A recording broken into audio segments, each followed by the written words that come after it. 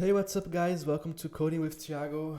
Thanks for watching this video. Today's video it's about another super cool extension which can help you avoid giving wrong names and creating big problems to your application when your application is growing and your team is improving and things like that, because writing the wrong words can become a real problem into a project, which is a big project, because the refactor that we are going to do later, it's big too, right? So if we can avoid this in the beginning of the project with the help of extension, this is very helpful. And this is what I want to bring to this video today, right? So I have right here the same project I used in the last video, just a simple to-do app with React with TypeScript. I have here just a use state, which is creating a state with a person, and this is not a big deal. I will show you guys the class right now. As you can see, I have here, it is wrote wrong. It's person, not person, right? And I have here compute name, not complete name. And if we check here the class, I have first name, it's wrong again, and let name, right? Of course, this is too obvious, but in a project, it's totally common if we change a letter or write a word wrong and something like that, right? So this extension will help us to avoid issues like this. So the extension is the code spell checker. Code spell checker. This one here, the first one.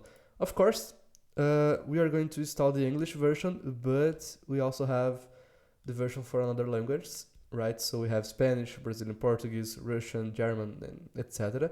So in this case, we are going to work with the code spell checker for English version. Perfect. So I'm installing here, and as soon as I install it, you can see that it's already working, and you can see the errors highlighting from the previous video about the error lanes extension. So for example, you can see that we have here person and it's wrong, right? So we can apply a refactor here. Let me check. Whoops, I need to click here and go to refactor. Here, right. Here. Person. Now it stops to give the showing the error, right? As you can see here, also as I used the refactor feature in VSCode, it changed also here, right?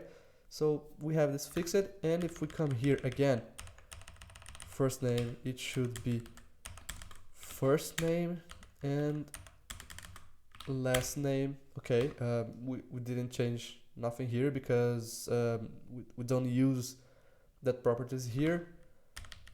And compute name, it should be complete name, right? And as soon as we use the refactor function, it also changed here. So we don't have these warnings anymore about the words wrong road, right? So I think that's it.